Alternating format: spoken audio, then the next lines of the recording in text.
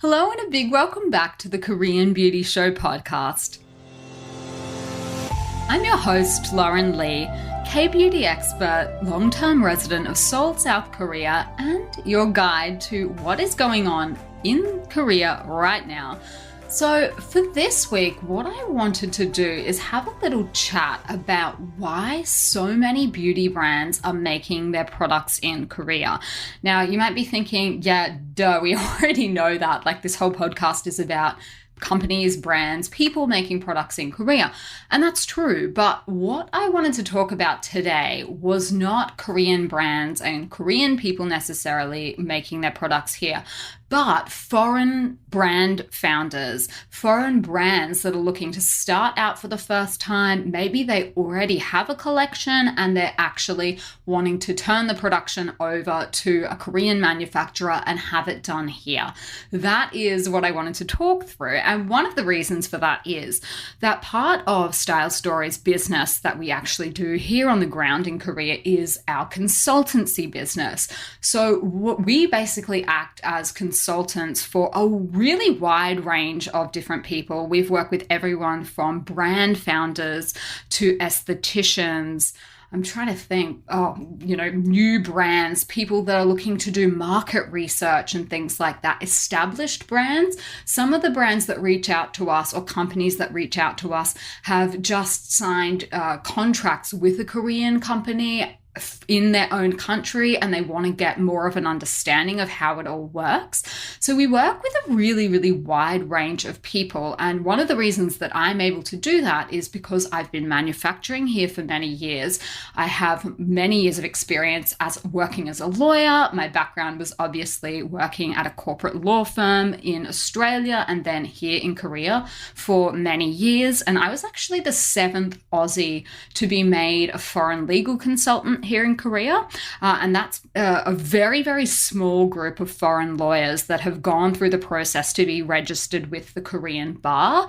And there were only 6 other Aussies before me that had ever done it. So when I got over here and by the time I got qualified, I was the 7th person on the roll from Australia. So there's not too many people that do exactly what I do. So we tend to work with a really, really wide range of people. And these days, more and more, what I'm noticing is that the people that are reaching out, that are wanting to work with us and do things, are people that are looking to start their brand from scratch, and they don't really necessarily have any interest in it being a K-beauty brand or marketing it as a K-beauty brand. Some people even have their own fully established brand that has a whole collection of different products.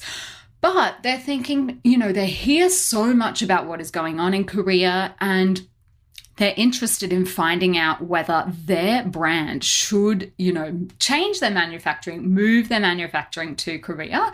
So what I wanted to just run through is some of the reasons that companies are thinking about doing that and why Korea is becoming that destination.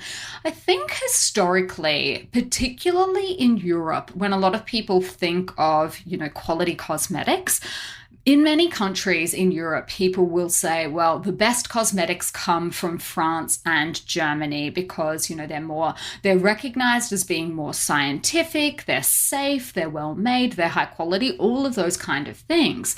And Australia has historically also been, a great destination, particularly for botanicals and things like that. Australian skincare is quite famous for the natural element, organic, those sorts of things that are being popularly marketed at the moment. But more and more companies are coming here to Korea to make their products. And there are so many more products than you probably realize that actually are being made here. If you have a look in next time you're in your local beauty store, just turn over some of the ones that you recognize, some of the bigger brands, and see how many of them are actually made here in Korea. You would probably be quite surprised. I know for sure that I have been when I see, people who are tapping into it and they're not marketing it as K-beauty at all. They're not even sort of leaning into the fact that they've made it here or worked with Korean manufacturers. They just do it and then sell it as their own brand.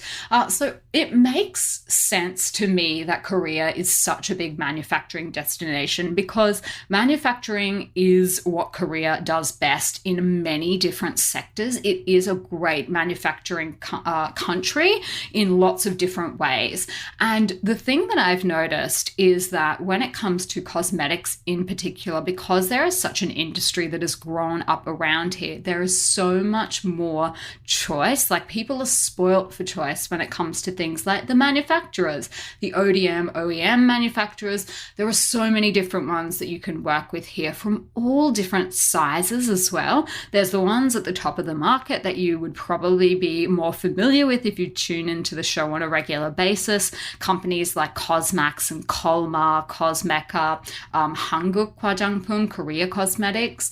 They are some of the ones at the sort of top end of the market that work with really big companies that have very large orders that they do through them. And then at the lower end of the market, not in quality, but in terms of output, are the smaller manufacturers that work with, Chungsokiop is what we call them here in Korea. It's the mid to small size companies that are maybe just starting out, maybe just testing the market. They're not making hundreds of thousands of products, but they still want to put cosmetics out.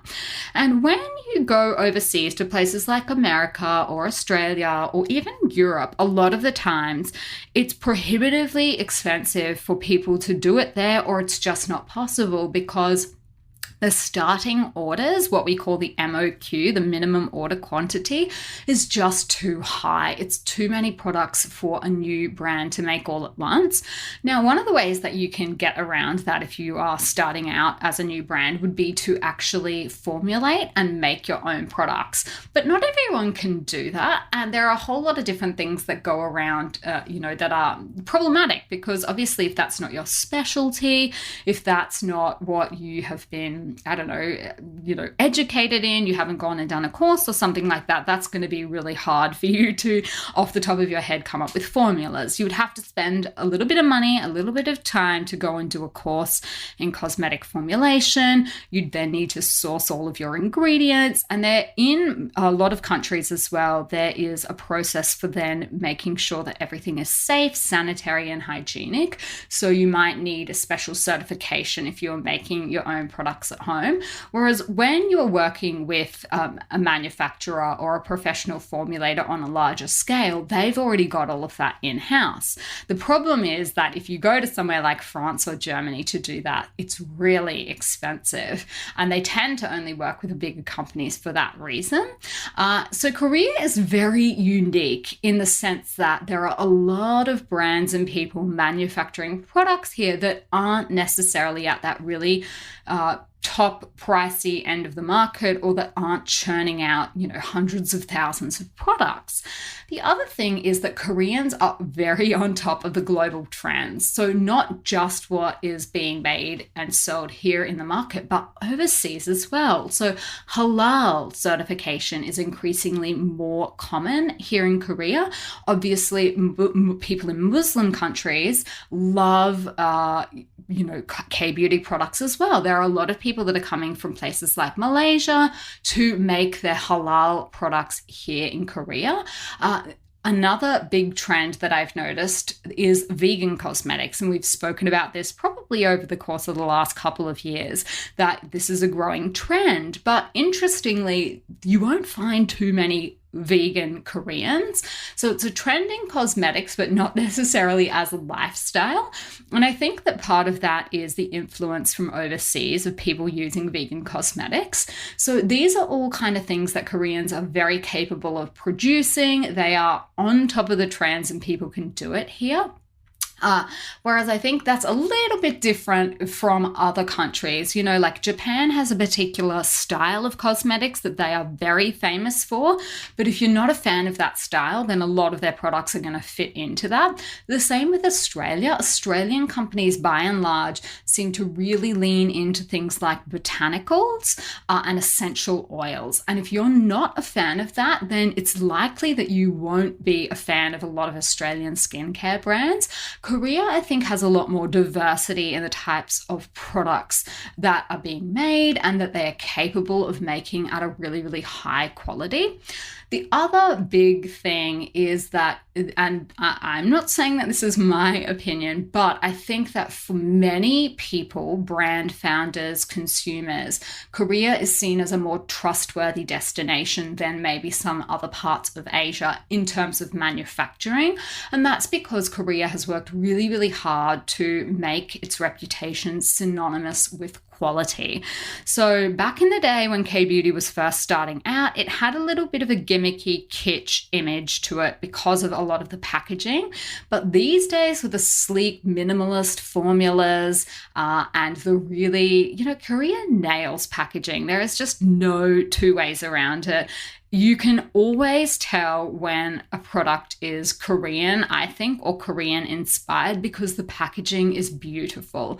And it's just not the same with a lot of the homespun or brands at the lower end of the market in other countries. They just look very, off the shelf. And that's because most of the time they don't have access to special packaging. The stuff that's available on the shelf is just really bland and really samey, and it doesn't make your product really stand out when people see it. Korean products are the opposite. They are visually stunning. They're very beautiful. There's lots of different styles. It's not even just that one style is trending here. Pardon me. So I think that's the other thing, is it's trustworthy in that sense as well.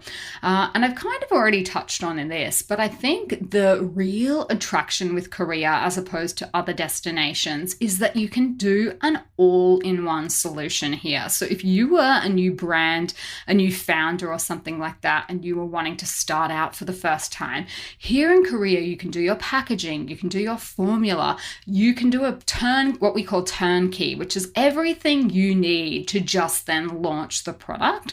Whereas in a lot of other cases, maybe the country is really famous for its formulas, but it's not so good with packaging. So you'd then be, importing packaging from China or somewhere else. Whereas in Korea, you can literally do everything together. And then obviously white label is another option. White labeling is when you take an off-the-shelf formula that's already been vetted, safety tested, checked by the company, and you pretty much just put your own label on it. Maybe you'd add a few ingredients or something in. That shortens the time frame that you can get the product to market so that you can start selling quicker. So all of those kind of things are what Korea is really good at, and other countries just don't necessarily have the same options available. The other thing is that it can be cheaper to manufacture here than in other countries. And one of the reasons for that is the MOQs, so the minimum order quantities. So there are a lot of companies that are really famous for their products, but they're also famously expensive. And not everyone is looking to launch a luxury brand. Not everyone that already has a brand can necessarily afford to change their products over to a different country that's much more expensive, because then all the customer base that they've already built up selling at a particular price point, there's a risk that they might leave. If you've been manufacturing all your products in America and then you start manufacturing them in Switzerland, say, or Italy, if you have to raise your prices significantly, you may lose a lot of the customers that you've already built up. And I already mentioned the fact that a lot of the packaging options too are very ordinary. When it comes to custom packaging, so you'll see that some brands have like a shape to their bottles. nuance that only they have, or a special, design that is only theirs. A lot of the time that is done using custom molds, and those kind of things can only be done if you're ordering many, many, many bottles. So that's not really going to work for a lot of the companies that are just starting out, because what are you going to do if you have to make 50,000 of a particular bottle, but you don't have 50,000 customers to sell to? So, everyone thinks at the beginning that they would like to start off with something absolutely stunning, visually beautiful, best quality, but then when they look into it a bit more, they're like, that's not feasible. I don't have anywhere to store 50,000 cosmetic jars until I'm ready to use them and sell them. So that is just one thing that I have been noticing with a lot of the companies that we are working with at the moment, a lot of the brand founders and businesses and things like that. So I thought I would share some of that with you, because it's been interesting to notice the uptick in inquiries that we have been having at the moment. If you are a beauty brand founder, if you are looking to start your own label and you want to have a chat about that, then I would love for you to go and check out our website. We have a page of our website devoted to our consultancy services that sets out basically what it is that we can actually do, what we can help people with. It's a whole range of different things, but basically we share the knowledge that we have built up from years of doing this ourselves, doing this with other brands and companies, and to make it just easier for people that are starting out. And it's also just a really good way to check Korea off your list. If you are looking around at a couple of different countries, want to see what's involved, I've definitely worked with a few people like that as well. They're considering a few different countries, a few different options, and they just want to have a little bit of a look more in detail about what would actually be involved if they were to do it here. But yeah, that has been something that's been occupying my time this summer, so I thought I would share that with you guys just in case you find it interesting as well. But there you go. That is why many more brands are making their products in Korea. I hope you've enjoyed this. And if you have, I would love it if you could rate and review the show, share it with someone that you think might like it. And in the meantime, I will see you on Style Story.